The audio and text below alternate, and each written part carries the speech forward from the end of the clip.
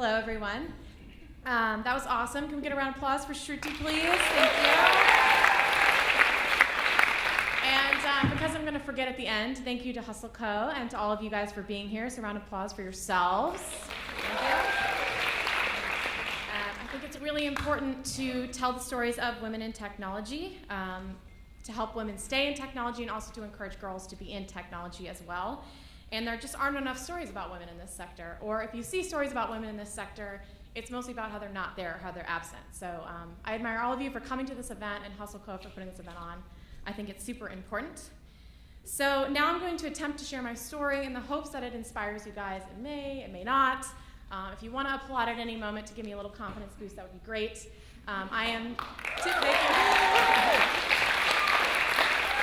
So typically when I'm speaking publicly, it's to a lot of dudes in hoodies on computers with headphones on looking at their laptops.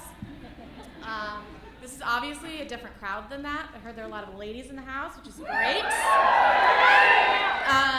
So I'm going to try and we'll see how it goes. But this is definitely like a cooler crowd than I'm used to. So I'll share my story with you guys. As a kid, I'm going all the way back to childhood with this one. As a kid, I was one of those kids who tried everything and quit everything. So piano, guitar, soccer, swimming, xylophone, which I hated. Selling shoes, I sold shoes. I was actually really good at that, but I quit that too. Social media marketing, I think all of us have probably done that at some point in our careers. I've tried everything, but nothing really inspired me, and I quit. Like, I was a quitter. I was a super lame person. And honestly, it took me 26 years to discover what my passion was. I know that's shocking because I look like I'm 19 years old, but I'm not. And honestly, when I did, it kind of came out of nowhere and was totally random. One sheet down, yes. Okay, I feel like I'm one of those kids that's like, I need a trophy for everything. So it happened when I was working as a philanthropy consultant. I was working with high-profile and high-net-worth individuals and nonprofits and foundations, doing glamorous things such as filing IRS paperwork, which we're all about to do. That sucks. Yeah, I did that. Auctioning off gently used clothes to benefit kids with disabilities, all kinds of really cool stuff like that. And I really loved it. I loved working with nonprofits and giving back and being in the philanthropy scene. But despite the fact that I was doing that, I still, I didn't feel that like nothing was pushing me to continue. And I could see it in others around me. I was working with activists and people who had founded nonprofits and founded social enterprises and done all these campaigns, and I was inspired by them, and I wanted that. Like, I really wanted that, and I was happy to, work with them and kind of, fold clothes or do whatever I was doing for them, but I didn't feel it, and that's what I wanted. And so that's what I'm going to talk to you guys about today, is how I found that thing. And it was sort of random and unexpected.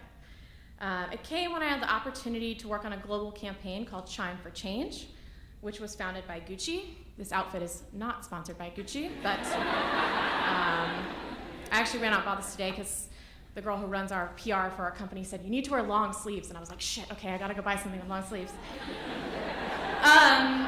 So Chime for Change is this really awesome campaign founded by Gucci, the fashion house, focused on empowering girls and women through education, health, and justice.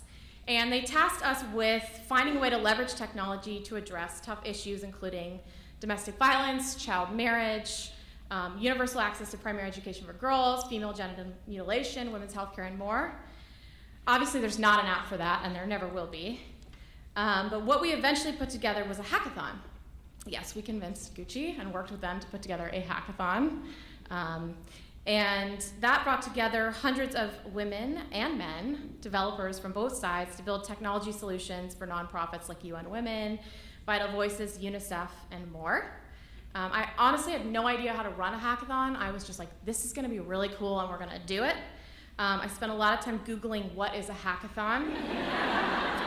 And I made a bunch of giant, complicated spreadsheets, which is, as women do. And what resulted, honestly, blew my mind. It was a room full of people, men and women, who were creating really awesome technology for really hard problems. I mean, like, female genital mutilation is not something that's easy to talk about or even build technology to solve. And they were building this technology that could have a real impact in just one weekend. And when I was working in philanthropy, I was working on these projects that would take months, if not years, to see any impact. Like, we're talking millions of dollars being funneled into things and not, kind of hoping it was going to work. And so to see something built in one weekend was really inspiring to me. One example was, a fully working solution that was a mobile health services delivery, kind of dumb phone thing for women in rural Africa, and lots of other cool things. And I actually found myself sobbing at the end of the hackathon, which actually is, if anyone on my team is here, which I think they are somewhere, I can't see you guys. I typically cry at every hackathon now just because I'm so moved by, yeah, I do, I really do. Like, we actually just did a hackathon with Procter & Gamble for Febreze, and I cried at the end, even though it was just about really awesome smells, because but I'm really inspired by the fact that people spend their time to build something cool that they're passionate about that could become, the next big business or the next big nonprofit that could have an impact. And, I'm always moved by when people have that passion and that dedication and they want to do more. So here I am, I'm sobbing at the end of the hackathon, and needless to say, I was totally hooked. And I didn't, I knew the hackathon was gonna be cool. It was Gucci's really awesome. It was with Twitter, Women Who Code, a bunch of cool organizations. But I felt that immediately at the end of the hackathon, I was like, all right, I have to do more. I have to do more of this. I need more of this. Give me more of this. So fast forward 2 years, and I basically hunted down a company that ran hackathons. And that's when I started working at Angel Hack. I just realized I forgot to introduce myself. Oh, my name's up there. That's good.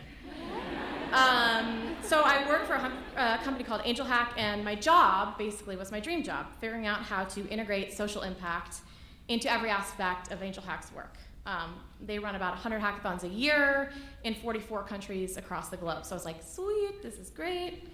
One of the cool things we did was we created a global Code for Impact challenge that garnered 53 projects in 50 different cities all over the world, and we did pro bono sponsorships for nonprofits, and it was awesome. But same thing as the end of the Chime Hack Hackathon, I was like, I kind of feel like I can do more. Like, I feel like I can do more. What else can I do? And that's how I knew I was onto something, onto my passion. Like, that feeling of like, as soon as you accomplish something great, you're like, but wait, there's probably more. There's probably more I can do. So I started looking at everything else and was like, what more can I do? So one thing I noticed, and I talked about this a little bit earlier, was the average attendance at a hackathon for women is under 20%.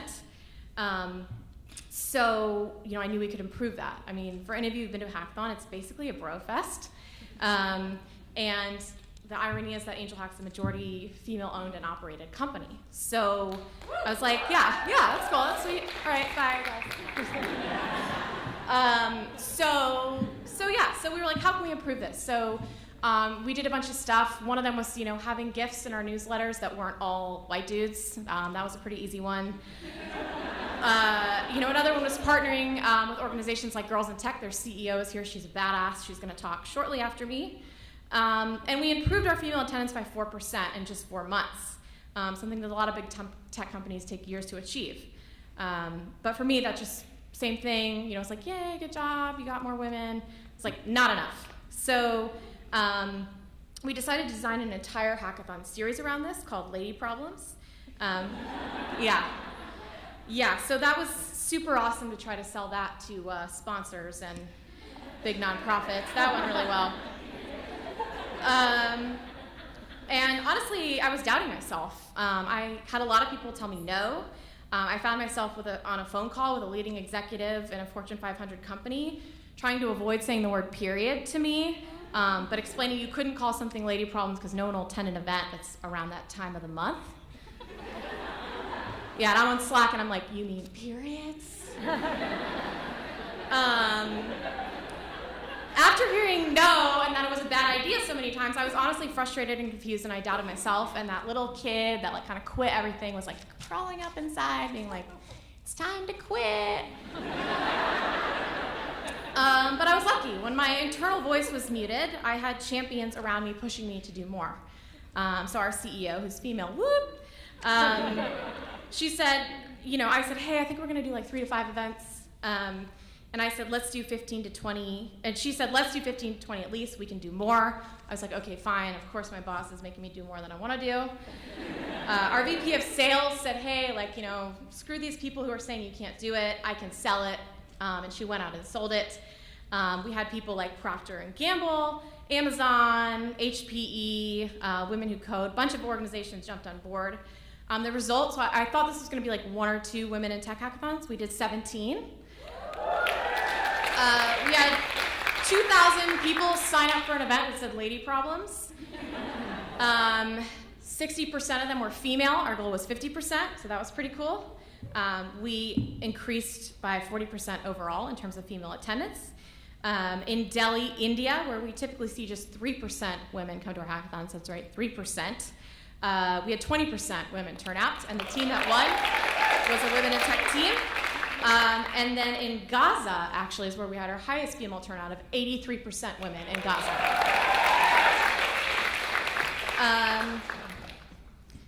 So I'm kind of out of time, and I have 10 more pages, no, I'm just kidding.